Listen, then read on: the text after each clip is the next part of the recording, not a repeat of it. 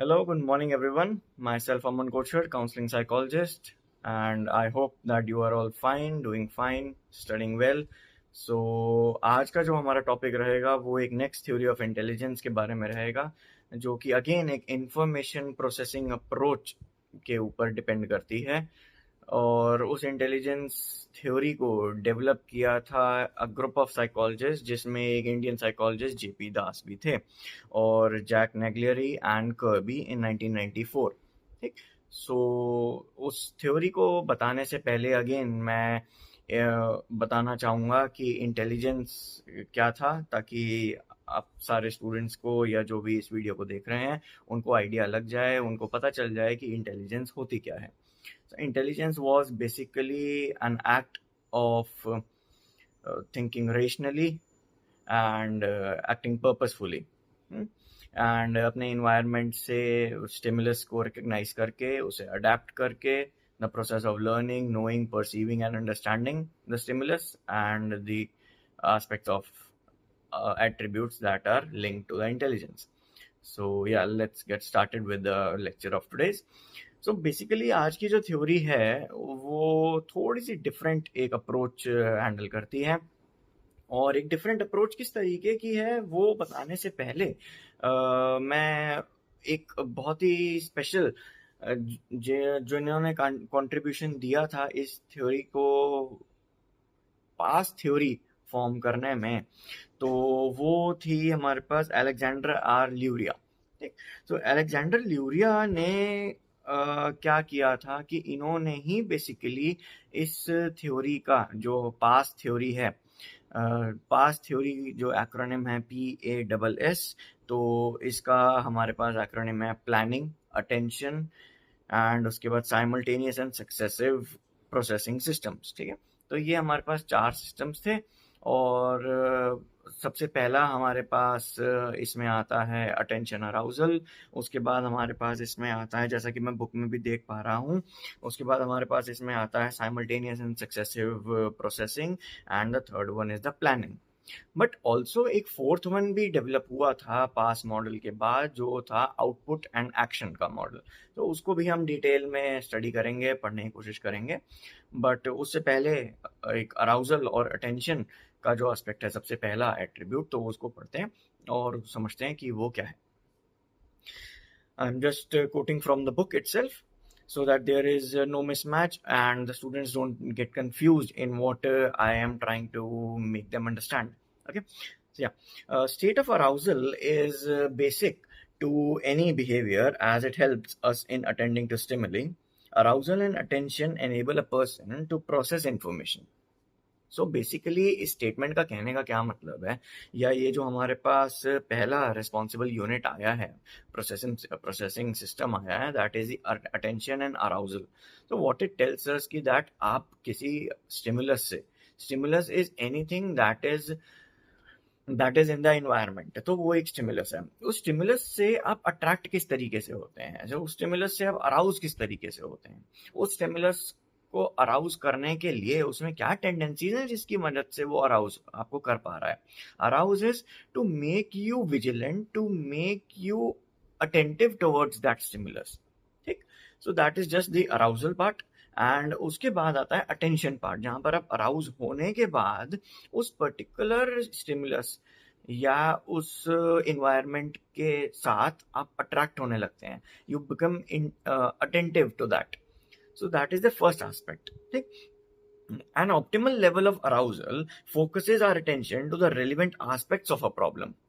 Basically what it is trying to say is कि अगर हम अराउज ही नहीं होंगे किसी स्टिमुलस से या हमारे आउटर एनवायरनमेंट से, देन हम कब तक उस एनवायरनमेंट में अटेंटिव नहीं रहेंगे। ठीक। So it is just as simple as that कि जब तक आप अटेंशन लेने की कोशिश, अटेंशन देने की कोशिश कर रहे हैं किसी भी स्टिमुलस को, किसी भी प्रॉब्लम को, किसी भी सिचुएशन को, किसी भी पर्सन को, जब तक वो पर्सन, इवेंट, सिचुएशन या प्रॉब्लम इन्वायरमेंट में जो प्रेजेंट है आपके सामने, वो आपको अराउज नहीं करेगी, आप में इंटरेस्ट डेवलप नहीं करवाएगी उसकी तरफ, आप में अट्रैक्टिंग फोर्स नहीं डेवलप करवाएगी उसकी तरफ, तब तक आप अटेंशन नहीं देंगे उस प्रॉब्लम को। ठीक। But again, too much or too little arousal would interfere with attention. Again वही बात, अगर आप अराउज हो गए हैं बट आपका अराउजल स्पैन बहुत ही कम था, it was in micro seconds, और आई say that it was around 2 और 3 सेकेंड्स, देन आप अटेंटिव नहीं है उस चीज़ के लिए. अगेन, जैसे स्कूल में पढ़ाया जा रहा है कोई टॉपिक, ठीक, और स्कूल में बिकॉज क्लासेस में बेंचेस डिवाइड हो जाते हैं, स्टूडेंट्स ही डिवीजन कर देते हैं उस चीज़ का, और वो कहते हैं दैट कुछ स्टूडेंट्स जो पढ़ने वाले हैं उनको वो टर्म दे देते हैं फ्रंट बेंचर्स, बाकी होते हैं middle benchers, and the last one are the back benchers. I was also a backbencher during my school times and my masters and bachelors, so that actually doesn't has any significance कि कोई front bencher है तो वो ज़्यादा पढ़ सकता है, कोई मिडल या बैक बेंचर है तो वो नहीं पढ़ेगा. सो that is not the case.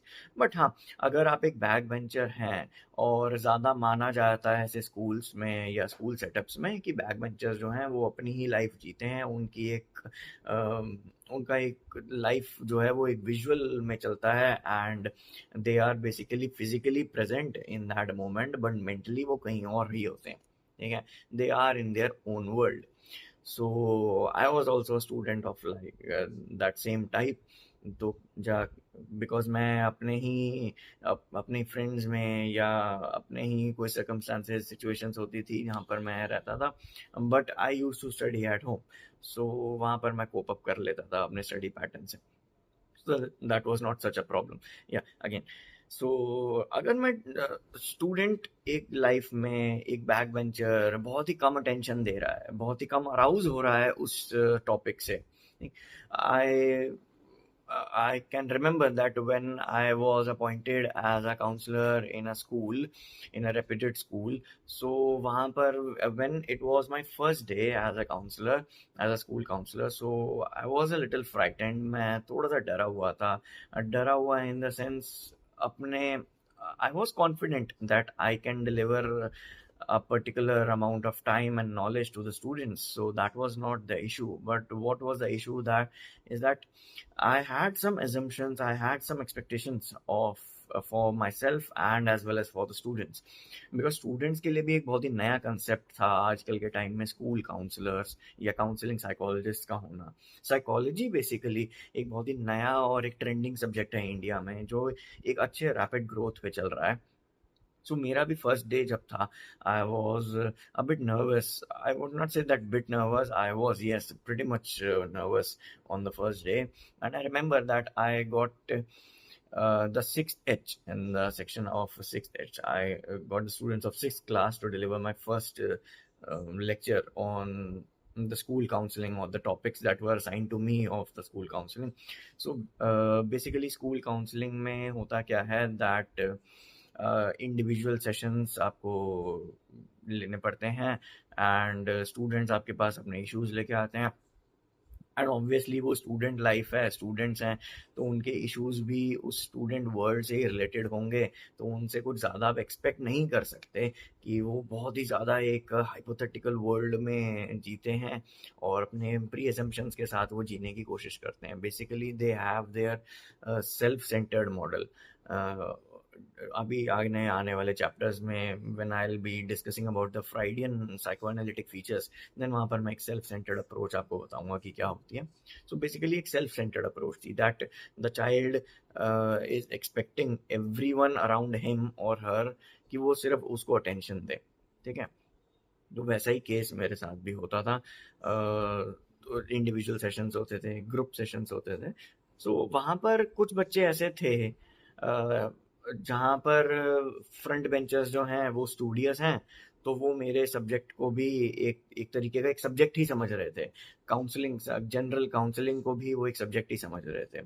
सो वो गलत नहीं था. Basically they didn't have that much of awareness what counselling is meant for, And later on, when I used to come in their classes, or when I used to roam around in the corridor, so they used to interact with me, and they used to share their experiences, they used to share their ideas, and what all the problems and issues they are currently facing in their school life. और कुछ students इतना थोड़ा सा ज़्यादा एक approach एक level पे increase कर गए थे उस अटेंशन में, उस रैपो बिल्डिंग में, कि वो अपने पर्सनल इश्यूज भी थोड़े डिस्कस करने लगे थे. And not only students, basically कुछ टीचर्स भी मेरे से गाइडेंस लेने की कोशिश करते थे उस समय. एंड उस समय मुझे अच्छा लगता था that I could help teachers और the faculty members to interact with the students, or how to interact with the students. So a school counseling or a school counselor, being a school counselor, I would say that it is a very good learning experience for a new or budding psychologist. I hope कि आप में से कुछ students भी ऐसा चाहते होंगे कि वो अपनी life में कुछ अच्छा करें psychology से related. Either they go into research field, either they go into statistics or behaviorism or school counseling or clinical psychology or organizational. There are many forms of psychological fields that are presently in India. So yeah, let's come back to the topic.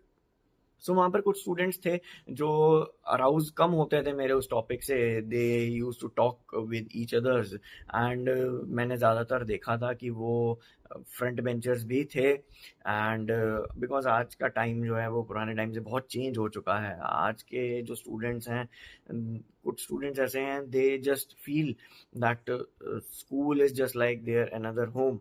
तो वो उसी तरीके से behave करने की कोशिश करते हैं.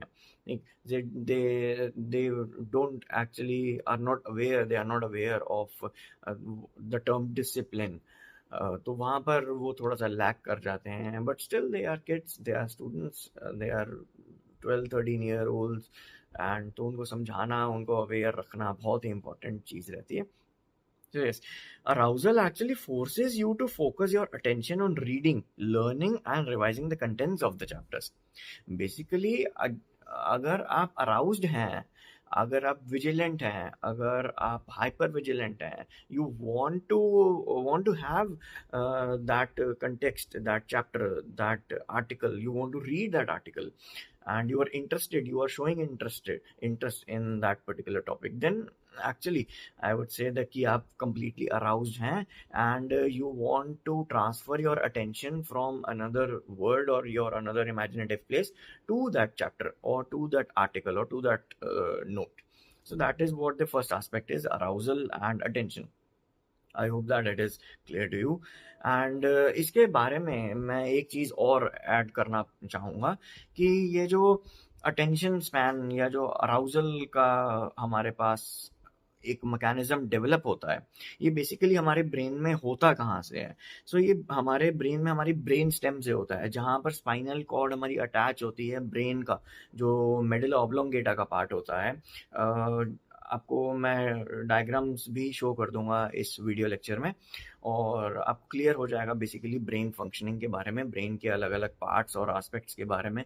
जो ऑसिपिटल लोब्स हैं, पेरिएटल लोब्स हैं, ठीक, तो ये सारे लोब्स आपको मैं एक डायग्राम शो कर दूंगा, जहाँ से आप उसका स्क्रीनशॉट ले सकते हैं एंड आप समझ सकते हैं कि कौन सा पार्ट किस चीज़ को अराउज कर रहा है, कौन सा पार्ट प्लानिंग कर रहा है, कौन सा पार्ट सक्सेसिव प्लानिंग कर रहा है, कौन सा पार्ट साइमल्टेनियस प्लानिंग कर रहा है, कौन सा ब्रेन का पार्ट हमारा जो है वो अराउज करता है हमें या अटेंटिव हमें बनाता है, कौन सा पार्ट हमें आउटपुट देने की या प्लानिंग की कोशिश करता है. सो मैं वो सारे एक इमेज आपको दे दूंगा इसी स्लाइड में, इसी लेक्चर में, ठीक.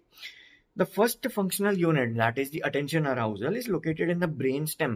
ठीक, तो ब्रेन स्टेम में ये लोकेट होता है. This unit provides the brain with the appropriate level of arousal and the directive and selective attention. किस स्टिमुलस को अटेंशन देनी है, किस स्टिमुलस को अटेंशन नहीं देनी है, किसको इंपॉर्टेंस देनी है, किसको इंपॉर्टेंस नहीं देनी है. तो ये सारे एस्पेक्ट्स जो हैं, ये हमारा अटेंशन अराउजल या जो फर्स्ट सिस्टम है पास्ट थ्योरी का, वो प्रोवाइड करता है. ठीक, इसके बाद हमारे पास दो तरीके की प्लानिंग प्रोसेसिंग यूनिट आता है. That is the simultaneous processing and the successive processing. Simultaneous processing takes place when you perceive the relations among various concepts and integrate them into a meaningful pattern for comprehension. जहाँ पर आप relations create करते हो एक एक element से जो भी आपको स्टिमुलस में मिलता है, और उस पैटर्न से बनता हुआ जब आपको रिलेशन मिलता है, आप उस रिलेशन को इंटीग्रेट करके एक इंफॉर्मेशन क्रिएट करते हो. सो that is the simultaneous processing. ठीक, इसमें एग्जाम्पल दिया हुआ है आरपीएम टेस्ट का, रेवेंस प्रोग्रेसिव मैट्रिसेस टेस्ट, जहाँ पर हमारे पास एक इमेज रहता है और उस इमेज में से एक ब्लॉक या एक पर्टिकुलर शेप जो है वो रिमूव कर दी जाती है, एंड उस शेप के साथ साथ आपको 6 ऑप्शंस और दिए जाते हैं, जहाँ पर एक इंडिविजुअल सिलेक्ट करता है कि वो एक पर्टिकुलरली इमेज जो है फिट कैसे होगी. ठीक, तो वो कंप्लीट एक पैटर्न कैसे फॉर्म होगा. तो वो कंप्लीट पैटर्न फॉर्म होने के लिए आपको साइमल्टेनियस प्रोसेसिंग की ज़रूरत पड़ती है, जहाँ पर आप एक मीनिंगफुल पैटर्न क्रिएट करने की कोशिश करते हो, या बेसिकली आपका ब्रेन क्रिएट करने की कोशिश करता है. यहाँ पर जो हमारे पास लोब्स क्रिएट होते हैं, जो लोब्स डिफाइन करते हैं या हमें समझाने की कोशिश करते हैं कि ये कहाँ से अराउज होता है साइमल्टेनियस प्रोसेसिंग. तो simultaneous processing is associated with the occipital and the parietal areas of the brain. ठीक, इट बेसिकली ऑसिपिटल और पेरिएटल लोब किस चीज में हेल्प करते हैं साइमल्टेनियस प्रोसेसिंग को करवाने में, तो उसको फुलफिल करवाने में. That is each element is related to every other element. हर एक एलिमेंट दूसरे एलिमेंट से लिंक होगा. जैसे कि रेवेंस प्रोग्रेसिव मैट्रिसेस टेस्ट में जो एलिमेंट हमने ब्लॉक फिट किया था, या जो इमेज हमने ब्लॉक फिट की थी उस पूरे डायग्राम में, वो उस पूरे डायग्राम के साथ लिंक थी. So one element was connected to the whole element or to the second element. So ये simultaneous processing का part था. ठीक, and then next comes the successive progressing. Successive progressing takes place when you remember all the information serially so that the recall of one leads to the recall of another. इसका एक बहुत ही basic example और बहुत ही एक genuine example, valid example जो book में भी mentioned है, that is the multiplication tables और द काउंटिंग. तो मल्टीप्लिकेशन टेबल्स में हमें पता है, हिंदी में हम इस सक्सेसिव प्रोसेसिंग को बेसिकली कहते हैं रटना, है ना, कि हम बहुत ही स्पीड से उस चीज़ को याद करते रहें. सो बेसिकली हमें वो सक्सेसिव लर्निंग हो जाएगी कि एक एलिमेंट के बाद दूसरा एलिमेंट आता ही है. एंड आप खुद इस चीज़ को एक्सपेरिमेंटल वे से समझ सकते हैं, आप एक्सपेरिमेंट कर सकते हैं इस लेक्चर के बाद.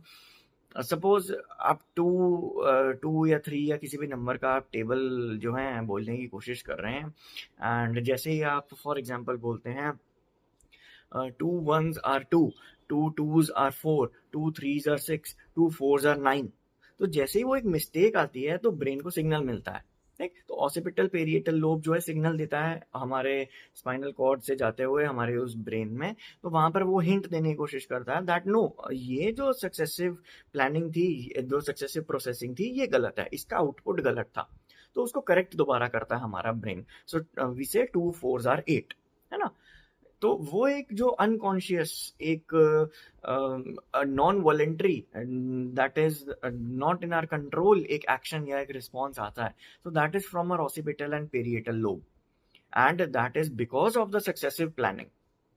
So I hope that this much is clear to you. And इसके बाद हम next topic में आते हैं, that is the planning. This is actually the essential feature of intelligence. Obviously planning word अगर मैं layman terms में समझाऊँ, I'll try to make you understand what planning is according to psychological model of past theory. But अगर मैं एक normal definition देने की कोशिश करूं प्लानिंग की, so basically planning is what, कि आपके पास एक इंफॉर्मेशन है, उस इंफॉर्मेशन को आपको पता चल गया कि कहाँ यूज करना है, बट आप उसको यूज करने के लिए एक प्लान फॉर्म कर रहे हो और एक ब्लूप्रिंट है आपके पास. ठीक, और एक रफ फॉर्मेट है जिस तरीके से आप उस इंफॉर्मेशन को पास करेंगे या अप्लाई करेंगे या इंफॉर्मेशन को प्रोवाइड करेंगे. ठीक है. So that is what planning is in psychological terms as well. It is similar to the psychological terms and the general meaning of planning. आपके पास एक information आई, ठीक है, that is the first step, the arousal and attention. आपको information मिली आपके stimulus से, ठीक। The second part is आपने उस इंफॉर्मेशन को अप्लाई करने के लिए एक स्टिमुलस को ढूंढा, एक एलिमेंट दूसरा ढूंढा, ठीक। आइदर वो साइमल्टेनियस था या वो सक्सेसिव था, ठीक। किसी भी तरीके से हो सकता है कि वो एलिमेंट दूसरे एलिमेंट से लिंक करता हो, या उस एलिमेंट के याद रहने से या उस एलिमेंट को पढ़ने से ही दूसरा एलिमेंट याद आ जाए, ठीक है। That is the successive and the simultaneous one. अब उसको प्लान करना, उस एलिमेंट को लिंक करना, उस एलिमेंट को याद रखते हुए दूसरे एलिमेंट को याद करना, that is what planning is. It allows us to think of the possible courses of action, कि आपको क्या एक्शन लेना है। आपको, आपके पास वो इंफॉर्मेशन है, आपके पास प्लानिंग, आपके पास प्रोसेसिंग का स्ट्रक्चर है, ठीक, कि आप, मुझे ये आंसर लाना है, ठीक। अब आप एक प्लान बनाएंगे कि मुझे ये आंसर कैसे लाना है, उसके लिए आप एक्शन ढूंढेंगे, कोर्सेज ऑफ एक्शन ढूंढेंगे, आप इम्प्लीमेंटेशन के तरीके ढूंढेंगे अपने टारगेट तक रीच करने के लिए, and to evaluate their effectiveness. After that, जब आप अप्लाई कर देंगे उस रूल को, उस थ्योरी को, उस लॉ को, उस क्वेश्चन में, उस इंफॉर्मेशन में, then you will get to know what is the effectiveness of that problem, है ना। सो if a plan does not work, it is modified to suit the requirements of the task or situation. So वहां पर again, जैसा book में mention है, ऐसा नहीं होता कि हर बार आपका जो एम था, आपका जो प्लानिंग था, वो सक्सेसफुल हो at the very first shot, वो आपका प्लानिंग जो है सक्सेसफुल हो जाए, ऐसा नहीं होता। कुछ कंडीशंस में ऐसा हो भी जाता है जहाँ पर प्रॉब्लम थोड़ा सा माइनर हो, इतना प्रॉब्लमेटिक ना हो या इतना स्ट्रेसफुल ना हो, है ना। तो वहाँ पर आपका फर्स्ट शॉट में या फर्स्ट ट्राई में जो है आपकी प्लानिंग सक्सेसफुल हो जाती है, but in most of the cases it does not happen, है ना। तो उसके लिए आप क्या करते हो, you try to modify your plan, है ना। तो आप प्लान को मॉडिफाई करने की कोशिश करते हो, और या आप उस प्लान को एक अलग तरीके से बताने की कोशिश करते हो। For example, to take the test scheduled by your teacher, you would have to set goals, plan a time schedule for study, get clarifications in case of problems, and if you're not able to tackle the chapters assigned for the test, you may have to think of the other ways. So आप अलग तरीके से पढ़ने की कोशिश करते हो। I would give an example of mind. मेरा एक स्टूडेंट है बेसिकली मेरे ऑफलाइन बैच में, तो वहाँ पर मैं उसको, he is a bit afraid in learning long questions, ठीक है। तो वो डरता है बिकॉज ऑफ हिज पास्ट, वो पास्ट में अच्छा मार्क्स नहीं गेन कर पाया था उन लॉन्ग क्वेश्चंस के लिए। बेसिकली वो लॉन्ग क्वेश्चंस जो हैं उसको तंग करते हैं। जैसे ही वो लॉन्ग क्वेश्चन देखता है तो उसके ब्रेन में कंडीशनिंग डेवलप होती है that I can't learn this, that I am not able to completely gain the knowledge और द आंसर या एक्सप्लेनेशन ऑफ दैट सॉल्यूशन, ठीक है। तो वो पहले क्या करता था, जब वो मेरे पास नहीं था स्टूडेंट, तो मैंने उससे उसकी हिस्ट्री जानने की कोशिश करी, because I am psychologist, and तो मेरा भी एक ब्रेन का जो है कंडीशनिंग वैसा ही बन चुका है that I have to take history of students. तो जहाँ पर मुझे पता चलता है कि वो किस एरिया में अपनी पढ़ाई में वीक है ना। तो बहुत से टीचर्स इस चीज़ को लैक कर जाते हैं, but most of the teachers are now in nowadays trying to gain that confidence to ask the students or the parents that where is the student lacking in his academics. So मेरे पास भी वो student आया and उनका mother का ये issue था that the student is not able to learn, that the student is not able to basically grasp what is being told in long questions. So I understood that, मुझे थोड़ा basically time लगा, but I understood the context कि वो कहना क्या चाह रहे थे, ठीक। सो एक वीक हुआ, 2 वीक्स हुए, 3 वीक्स पास हो गए, तो तब तक मैं कोशिश कर रहा था एक उस बच्चे में वो प्रॉब्लम को सॉल्व करने की। तो अभी रिसेंटली लास्ट वीक मुझे उसका सॉल्यूशन प्रोवाइड हुआ। यस, साइकोलॉजी बहुत ही एक इंटेंसिव फील्ड है, टाइम कंज्यूमिंग फील्ड है। इट इज़ नॉट जस्ट एक एक स्नैप हुआ एंड एवरीथिंग गेट्स फाइन, और आपने एक मेडिसिन लिया, everything gets fine and you are again on your feet and doing the work, ठीक है। that is not like the case with psychology at all. Psychology basically आपके root causes को जानने की कोशिश करता है, आपकी कॉज़ल नेचर को जानता है, आपके कॉज़ और इफ़ेक्ट के रिलेशन को समझता है और समझाता भी है उस इंडिविजुअल को जो अफ़ेक्ट हो रहा है उस रिलेशनशिप से। सो मैंने भी उस स्टूडेंट के साथ यही सेम इम्प्लीमेंट किया, पास मॉडल, एंड मुझे अटेंशन मिला। I was attentive towards that problem, I was focused, है ना, अराउज किया मुझे उसके प्रॉब्लम ने, and then I did the processing. Process मैंने उस तरीके को किया साइमल्टेनियस प्रोसेसिंग में। साइमल्टेनियस प्रोसेसिंग में किस तरीके से, that I I had the larger picture कि मुझे क्या एलिमेंट नहीं शो हो रहा है उसके स्टडी पैटर्न में। I was not able to get the particular time जो वो डिवोट करता है अपनी पढ़ाई में। सो वो एक पीस मिसिंग था, टाइम एंड लैंग्वेज कॉम्प्रिहेंशन। सो ये दो पार्ट्स मिसिंग थे। अगर मैं आरपीएम टेस्ट से ही कंपेयर करूँ तो एक लार्जर पिक्चर मुझे उसका दिखाई दिया कि हाँ ये बच्चा जो है ये दिन में he is in 12th class और वो दिन में सिर्फ 1 या 2 घंटे पढ़ रहा है, and that too without little or no arousal. ठीक, सो वहाँ पर मुझे वो उसका पहला एस्पेक्ट मिला। उसके बाद मैंने डेवलप किया एक साइमल्टेनियस अप्रोच, और साइमल्टेनियस अप्रोच में मुझे उसका एक लार्जर पिक्चर मिला, एंड साथ ही साथ उसका सक्सेसिव अप्रोच भी मैंने अप्लाई किया। किस तरीके से कि जैसे वो मुझे एलिमेंट मिला कि उसके वर्बल्स में थोड़ा सा दिक्कत है, वर्बल्स में मीन्स उसके लैंग्वेज कॉम्प्रिहेंशन में, he was not able to comprehend what was being told in the answer, तो उसको समझ नहीं आ पा रहा था। He was able to modify the answers in Hindi, but वो इंग्लिश में उसको इंटरप्रेट या चेंज नहीं कर पा रहा था। ठीक, तो वहां पर उसका प्लानिंग का फ्लॉ था। सो मैंने क्या किया कि उसके प्लानिंग के सिस्टम को थोड़ा सा मैनेज करने की कोशिश करी। किस तरीके से, मैंने पहला सॉल्यूशन दिया उसको, एक सॉल्यूशन दिया, I would not explain the solution but basically मैंने उसको एक सॉल्यूशन दिया, एंड वो सॉल्यूशन फेल हुआ, and I was able to get that the failure was visible. So failure मुझे कैसे मिला कि उसके मार्क्स नहीं इंक्रीज हो रहे थे। So I was sure that, I was a bit sure कि हाँ ये प्लान जो है ये सक्सेसफुल नहीं हुआ। अगेन जो बुक में मेंशन्ड है लाइन,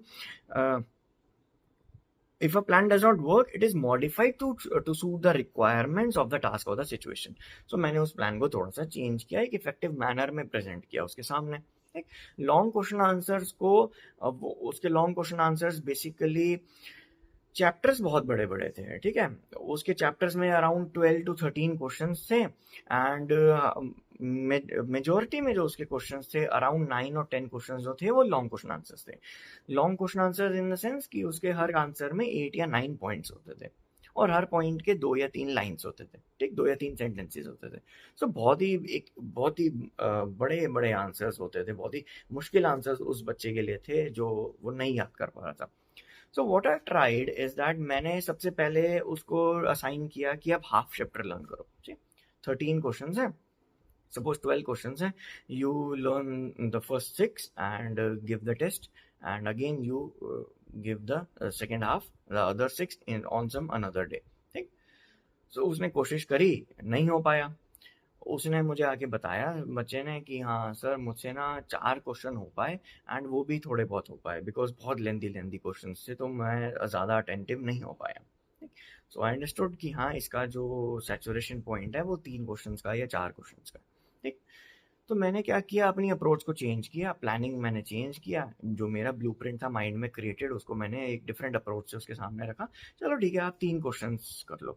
मैंने वो 12 क्वेश्चंस का सेट एक चैप्टर का जो था उसको 4 पार्ट्स में डिवाइड किया in a set of 3 questions, 3, 6, 9 and 12। ठीक, सो पहले 3 क्वेश्चन मैंने उसको दिए, पहले 3 क्वेश्चन का मैंने उसको 1 दिन का टाइम दिया, so that he does not feel overwhelmed कि बहुत ही ज़्यादा स्ट्रेस मुझे मिल रहा है, एंड ही इज़ रिलैक्स्ड। तो मैंने उसको पूरा स्ट्रक्चर बताया कि तू 1 घंटा ले, 1 घंटे में एक क्वेश्चन लर्न कर, उसे लिख।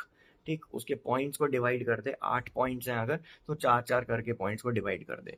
ऑब्वियसली एक लेंदी प्रोसेस है, but ultimately the result that जो मुझे मिला वो उसके लिए इफेक्टिव था। ठीक, सो वो रिजल्ट ये था कि within the next span of 14 days he was able to cover 2 chapters. ठीक है, तो वो 14 दिन में 2 लेंदी चैप्टर्स को कवर कर पाया था इस अप्रोच से।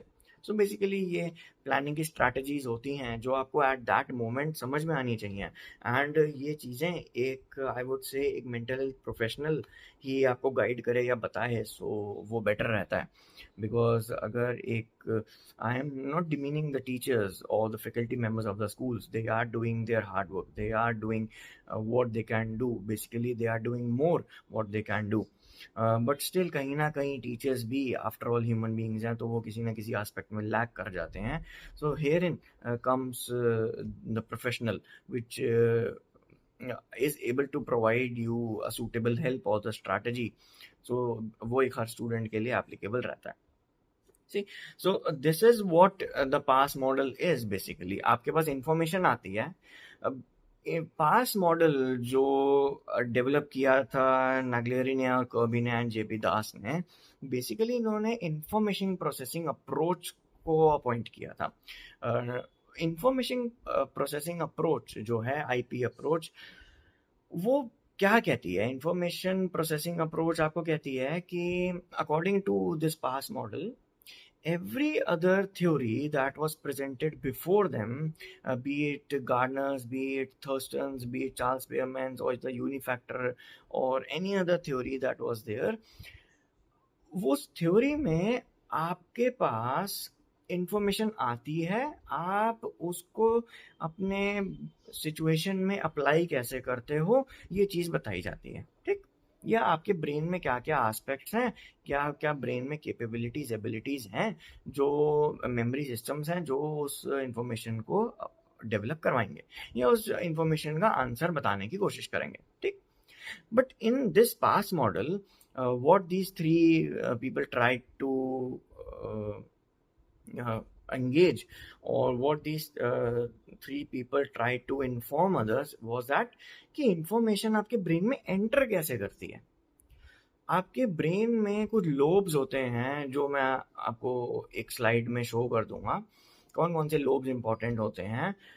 तो वो लोब्स बेसिकली क्या करते हैं, वो लोब्स हमारी इंफॉर्मेशन को इंटरप्रेट करवाते हैं, कॉम्प्रिहेंड करवाते हैं, सिग्नल देते हैं, या न्यूरोट्रांसमीटर्स वर्क करते हैं उन लोब्स की वजह से, जिनसे हमें वो information at that moment accurate way में और एक मीनिंगफुल पैटर्न में प्रोवाइड होती है।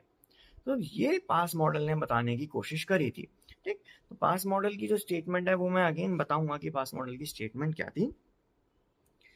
It basically has developed a theory-based multi-dimensional view of intelligence. So एक multi-dimensional view था उनका, and with the constructs borrowed from contemporary research in neuropsychology, they basically did not take into account of how an input, that is a test item is received and processed, on how a cognitive reorganization takes place.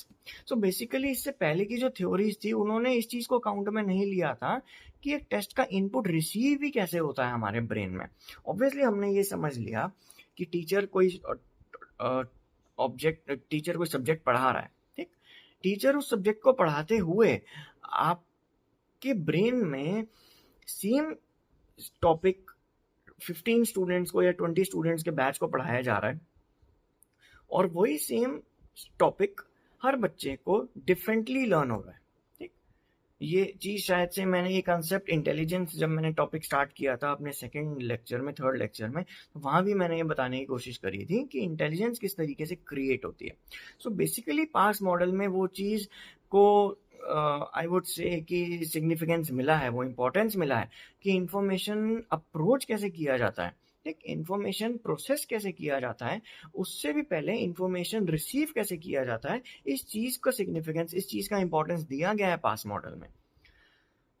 ये पास model था जो कि define किया गया था by JP Das and Kirby and Naglieri, and इन सबसे important जिन्होंने इस पास थ्योरी का थ्योरेटिकल फॉर्मेट बताने की कोशिश करी थी वो थे बेसिकली ल्यूरिया, ठीक? अलेक्जेंडर ल्यूरिया। आप इनके बारे में पढ़ें तो आपको पता चलेगा कि अलेक्जेंडर ल्यूरिया ने बेसिकली कॉग्निशन पे बहुत ज़्यादा रिसर्च किया था, कॉग्निटिव मॉडल पे बहुत ज़्यादा रिसर्च किया था, जिसकी वजह से उन्होंने पास थ्योरी को एक्सप्लेन करने की कोशिश करी। बेसिकली उन्होंने ही ये 3 मॉडल्स में कंस्ट्रक्ट किया था पास मॉडल के, planning, arousal and the processing, ठीक? Attention and arousal. The last is the final component of the pass model that is not mentioned in your books is the output or action and behavior. It is suggested that both simultaneous and successive processes must be used in the processing of cognitive tasks. ठीक, तो simultaneous processing, successive processing दोनों ही होने चाहिए एक task को successfully implement करवाने में। जैसा मैंने अपना रियल लाइफ सिचुएशन आपको सबको एक्सप्लेन करने की कोशिश करी थी, उस स्टूडेंट के लिए सबसे पहले मैंने साइमल्टेनियस अप्रोच किया, उसके बाद सक्सेसिव प्लानिंग अप्रोच की, एंड देन मैंने वो प्लानिंग चेंज करके इम्प्लीमेंट किया और मुझे सॉल्यूशन प्रोवाइड हुआ, बेसिकली इम्प्रूवमेंट मुझे मिला। ठीक, अब ये मॉडल जो क्रिएट हुआ था, PASS model of theory of intelligence, इसकी वजह से एक इंटेलिजेंस टेस्ट, एक इंटेलिजेंस सिस्टम भी क्रिएट हुआ जिसको कहा गया CAS, कॉग्निटिव असेसमेंट सिस्टम। ठीक, जो कि एक टेस्ट में कन्वर्ट हुआ, जो बच्चों के लिए एक टेस्ट बना, पर्टिकुलरली चिल्ड्रन, जहाँ पर